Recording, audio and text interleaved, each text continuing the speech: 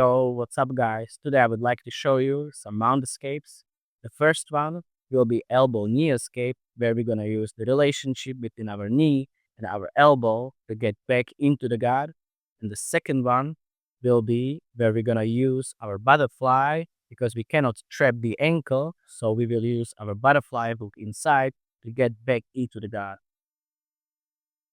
So for the first mount escape, the elbow knee escape, we have to pass 3 stages of the escape. The first one is to put our leg on the floor, because if my leg is off the floor, I will never be able to escape from mount. So the first one is to put our leg on the floor.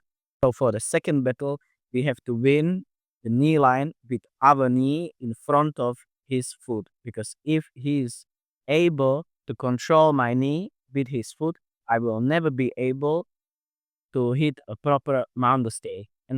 And the last battle is connection with my elbow and knee. I have to do scissoring motion with my elbow and my knee to lift his knee off the floor and place it in between my thighs. Then I am able to catch a half guard and we can move from there. So these 3 stages we have to pass to hit the proper mount escape, mount elbow knee escape. Then when we cannot lift his ankle off the floor, then we will switch into butterfly escapes where we cannot lift the ankle off the floor, so we will pummel our butterfly in and we can elevate our opponent to get back into the guard. So enough of talking, let's break it down. So we are in the mount escape. And first of all, I need to have my 2 frames in. I am always talking about 3 connections with my opponent. It's my elbow inside of his knee, my lock on his top hip, and the second elbow is placing right on top of his second hip. I don't want to have just 2 connections that I'm just pushing my opponent. I'm always slipping. I need to adjust myself into these 3 things. It's a elbow inside here, lock connected, and my second elbow is also connected. I need to have this lock to hit a proper mount escape. Then, what I was talking before, I cannot have my leg off the floor. I always have to keep my leg on the floor so I can hit the mount escape. If I want to hit a mount escape from here, I will never be able to. So I have frames inside, and then I have to win the battle of my leg. So first of all, my leg has to be on the floor. I don't want to put the second leg on the floor because my frames will dictate where I'm going to hit the mount escape. If my frames are on the left side, so I have to keep my left leg on the ground. The first battle which we have to win is our knee. If my knee is behind his heel, I will never be able to hit the mount escape. If my knee will go in front here, now I can start to lift his foot and place it on top of my thigh. I can lift his foot with 2 variations. The first one is I use my heel here, or I can use my toes inside because sometimes it's very hard for me to catch the heel.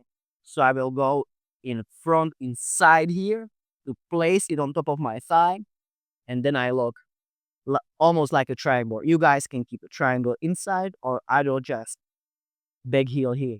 And the third one, the last one, is the relationship between my elbow and my knee.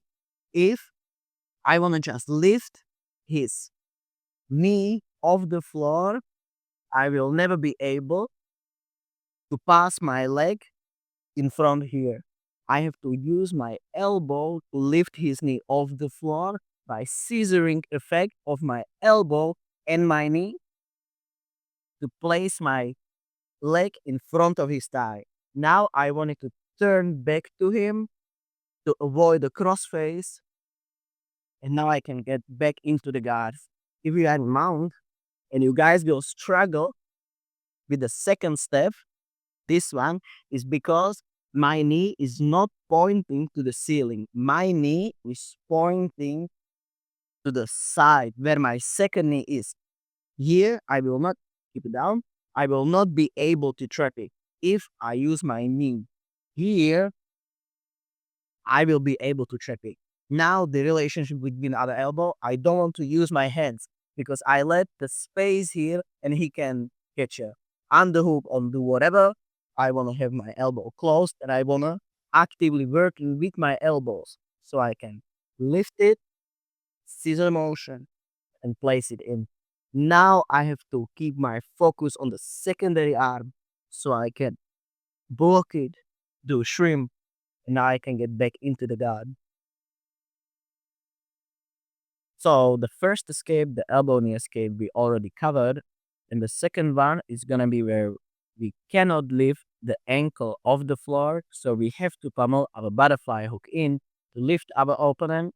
And either we can go immediately to some submissions, or we can pummel the second butterfly in, and then we can elevate or switch our focus into offensive cycle. What does it mean?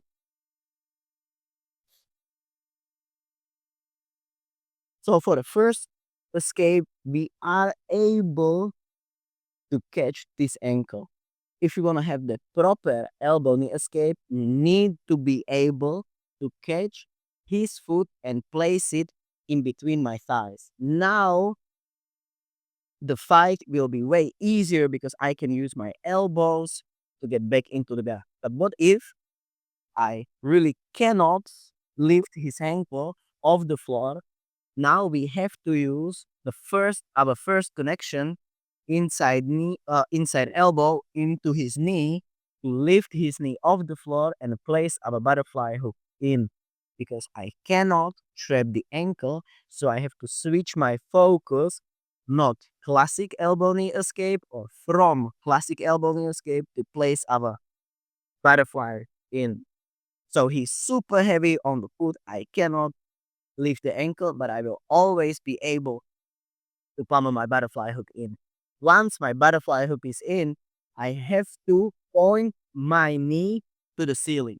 Because if my butterfly is pointing to you guys, you can step over to mount immediately and I will be back into my defensive cycle. But if I'm able to place my knee to the ceiling, now if he wants to step into mount, it's going to be way harder and I'm able to elevate him to place my second butterfly in.